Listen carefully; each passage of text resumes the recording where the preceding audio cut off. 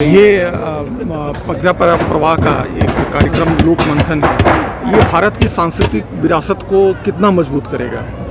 लोक मंथन भारत की सारी सांस्कृतिक विचारधारा, जीवन दर्शन और सारी स्थापनाओं को ले करके आज की पीढ़ी वर्तमान के साथ बैठ कर के एक विचारों का मंथन, यही लोक मंथन है। और इसकी ये तीसरी कड़ी है। आज पहली भोपाल में और दूसरी रांची में, तीसरी आज यहाँ। और मेरा तो सौभाग्य रहा तीनों में मैं उपस्थित रही हूँ, क्योंकि हम लोगों के लिए लोक मंथन एक तरह का कुंभ है, वैचारिक कुंभ, जहाँ पर पूरे देश से हम सब लोग एकत्रित होते हैं और अपना ही नहीं बोलते।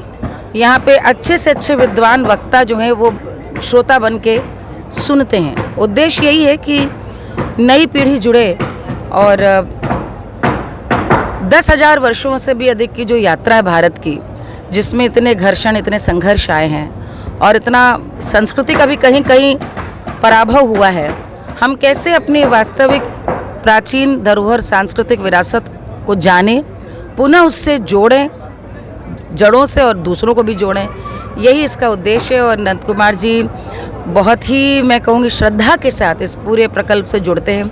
यहाँ पे अब तो हम लोग का पूरा परिवार है, ये कह सकती हूँ, तो इसलिए हम लोग तैयारी से, क्योंकि इधर कोविड आ गया तो ये हो जाना था 1 वर्ष 1.5 वर्ष पूर्व ही, इसमें इसकी वजह से देरी हुई। लेकिन देरी होने के बावजूद हमें इतनी प्रसन्नता है कि ये हमारे यहाँ ये गुवाहाटी में हो रहा है और जिस सुंदरता के साथ इस पूरे क्षेत्र को ऐसा लग रहा है जैसे कि पुराने वाकई भारतीय अतीत में हम लौट गए हों। उत्तर पूर्व का ये प्रवेश द्वार है गुवाहाटी में होने से भारत पूर्वोत्तर से कितना जुड़ेगा और पूर्वोत्तर भारत से कितना जुड़ेगा, इस पर थोड़ा सा बताइए। सबसे बड़ी बात तो ये परिकल्पना जो एक भारत श्रेष्ठ भारत की है उसको चरितार्थ करता है।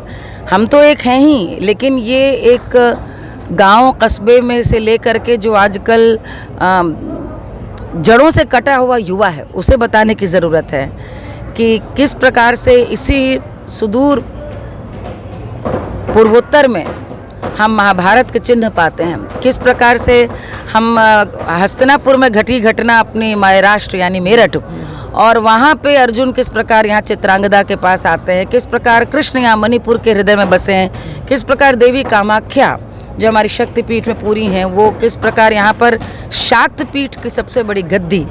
तो ये जो पूरे भारत में अलग अलग बोली, अलग अलग रहन सहन, अलग अलग खान पान, लेकिन सांस्कृतिक और धार्मिक रूप से कैसे पूरा वास्तव में अखंड भारत है, जो एक हम लोग को जोड़ता है, ये तो मुझे लगता है बहुत सुंदर एक। और एक अच्छी बात यह है कि अब की बार के जितने सत्र हैं उनमें प्रयास किया गया है कि पूर्वोत्तर की जो सांस्कृतिक विरासत है उसको लोग जानें, कि जितना मेरे ख्याल में पूर्वोत्तर में सांस्कृतिक विरासत है पूरे देश को मिला दे एक तरफ, और पूर्वोत्तर के आप सारे राज्यों को मिला दें तो एक तरफ, इतनी है। और वो लोगों को अलग से जानने की ज़रूरत है। ये मिजो है, ये बोडो है, ये नागा, ये मुझे लगता है उस हिसाब से ये एक शिक्षा की तरह से है सभी के लिए। और मैं इस विचार के लिए तो आभार और साधुवाद देती हूँ पूरी टीम को कि गुवाहाटी में हुआ, लेकिन साथ ही साथ मुख्यमंत्री असम जी, उनको मैं बहुत बहुत साधुवाद और उनका आभार, अभिनंदन करना चाहूँगी कि उन्होंने कितने शानदार ढंग से होस्ट किया है, क्योंकि वो हम लोग एक तरह से यहाँ पर आए, उन्होंने आयोजन को जिस प्रकार से पूरा अपना एक हाथ पकड़ के थामा है, उसके लिए बहुत आभार, वंदन है। आपका संदेश लोक मंथन के प्रांगण से पूरे भारतवर्ष के लोगों को पूर्वोत्तर के लिए क्या होगा? इतना बोलने के बाद भी आपको अब लग रहा है हम तो संदेश ही दे रहे हैं तब से कि अपने देश को जानें, और देश को जानने के लिए देश का भ्रमण करें।